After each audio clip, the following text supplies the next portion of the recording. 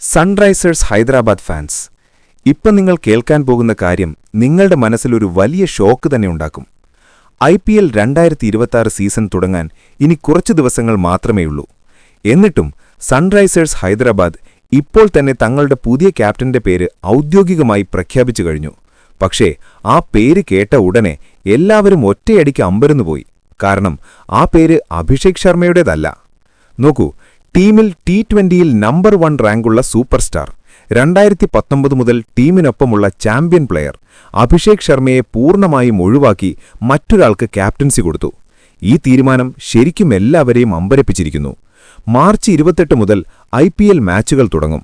അതിനു മുൻപ് തന്നെ സൺറൈസേഴ്സ് ഹൈദരാബാദ് തങ്ങളുടെ പുതിയ ക്യാപ്റ്റനായി ഈശാൻ കിഷനെ പ്രഖ്യാപിച്ചു.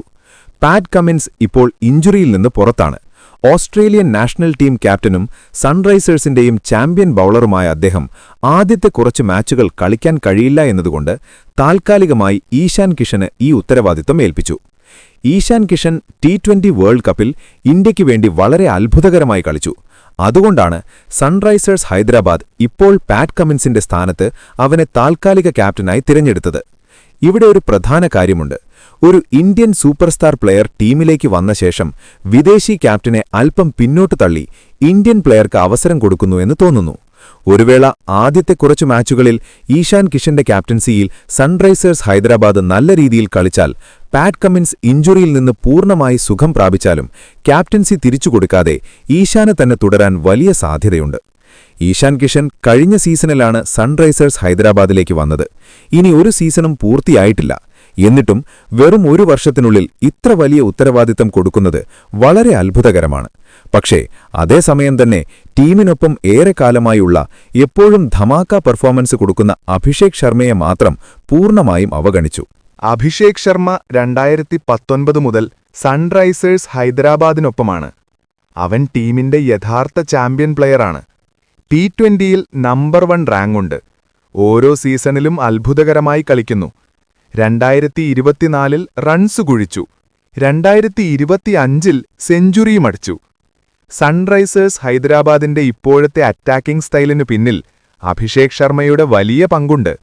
പക്ഷേ കാവ്യമാരൻ നേതൃത്വം നൽകുന്ന മാനേജ്മെന്റ് അഭിഷേകിനെ ഒഴിവാക്കി ഈശാൻ കിഷന് ക്യാപ്റ്റൻസി കൊടുത്തതിലൂടെ ഒരു വളരെ വ്യക്തമായ സിഗ്നൽ കൊടുത്തു. അതായത് അഭിഷേക് ശർമ്മയെ അവർ ഇനിയും ക്യാപ്റ്റനാകാൻ പറ്റിയ പ്ലെയറായി കാണുന്നില്ല എന്നാണർത്ഥം. പാറ്റ് കമിൻസ് പൂർണ്ണമായി സുഖം പ്രാപിച്ചാലും ഭാവിയിലും ഈശാൻ കിഷനെ തന്നെ ക്യാപ്റ്റനായി തുടരാൻ വലിയ സാധ്യതയുണ്ട്. അഭിഷേക് ശർമ്മയ്ക്ക് ആ ഉത്തരവാദിത്തം കിട്ടില്ലെന്ന് വ്യക്തമായി തോന്നുന്നു. അഭിഷേക് ശർമ്മ സൺറൈസേഴ്സ് ഹൈദരാബാദിനു വേണ്ടി ഏകദേശം 1853 റൺസ് നേടിയിട്ടുണ്ട്. ഈ റൺസ് എല്ലാം ഹൈദരാബാദ് ടീമിനു വേണ്ടി തന്നെയാണ്. ഡൽഹി ക്യാപിറ്റൽസിനു വേണ്ടി വെറും കുറച്ച് റൺസ് മാത്രം. ഇത്രയും വർഷങ്ങളായി ടീമിനൊപ്പമുണ്ട്. റൺസും നല്ല രീതിയിൽ നേടുന്നു. എന്നിട്ടും ക്യാപ്റ്റൻസി കിട്ടാത്തത് ശരിക്കും അത്ഭുതകരമാണ്. എന്നാലും അഭിഷേക് ശർമ്മയെ വൈസ് ക്യാപ്റ്റനായി നിയമിച്ചു. ഈശാൻ കിഷൻ ക്യാപ്റ്റനായാൽ അഭിഷേക് വൈസ് ക്യാപ്റ്റനായി. പക്ഷെ ഒരു കാലത്ത് ഭാവി ക്യാപ്റ്റനെന്ന് കണ്ട അഭിഷേകിന് ഇതൽപ്പം നിരാശ തരുന്ന കാര്യം തന്നെ. കാരണം വൈസ് ക്യാപ്റ്റൻ എന്നാൽ എത്രത്തോളം മൂല്യമുണ്ടെന്ന് നമുക്കെല്ലാം അറിയാം. അജിങ്ക്യ രഹാനെ വൈസ് ക്യാപ്റ്റനായിരുന്നു, ഡ്രോപ്പായി. അക്ഷർ പട്ടേൽ T20 വേൾഡ് കപ്പിൽ വൈസ് ക്യാപ്റ്റനായിരുന്നു, പിന്നെ നീക്കം ചെയ്തു. ഫോമില്ലെങ്കിൽ വൈസ് ക്യാപ്റ്റൻ ആയാലും ഡ്രോപ്പാകും. അതുകൊണ്ട് ഇതൽപ്പം ലോലിപോപ്പ് പോലെയാണ് തോന്നുന്നത്. റൺസ് നല്ല രീതിയിൽ വന്നാൽ സീസൺ മുഴുവൻ കളിക്കും.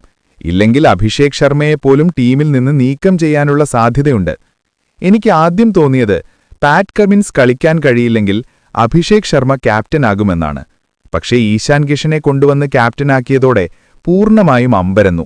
ഇപ്പോൾ ഈശാൻ കിഷന് ലോട്ടറി അടിച്ച പോലെയാണ് പറയേണ്ടത്. കഴിഞ്ഞ 2 വർഷങ്ങളിൽ അവന്റെ സ്ഥിതി അത്ര നല്ലതായിരുന്നില്ല. ഏത് ടീമിലും സ്ഥിരമായി നിന്നില്ല, ഇന്ത്യൻ ടീമിലും സ്ഥിരമായി കളിച്ചില്ല. പക്ഷേ ഈ അവസരത്തോടെ അവന്റെ ഭാവി പൂർണ്ണമായും മാറിപ്പോകാം. അഭിഷേക് ശർമ്മയ്ക്ക് മാത്രം ഇതൽപ്പം നിരാശ തരുന്ന കാര്യം തന്നെ. ഇതെങ്ങനെയുണ്ട്? നിങ്ങളുടെ അഭിപ്രായം കമന്റിൽ കാണിച്ചു പറയൂ. വീഡിയോ ഇഷ്ടപ്പെട്ടാൽ ലൈക്ക് ചെയ്യൂ, ഷെയർ ചെയ്യൂ. കൂടുതൽ അപ്ഡേറ്റുകൾക്കായി ചാനൽ സബ്സ്ക്രൈബ് ചെയ്യൂ. നിങ്ങളോട് വീണ്ടും കാണാം. Take care.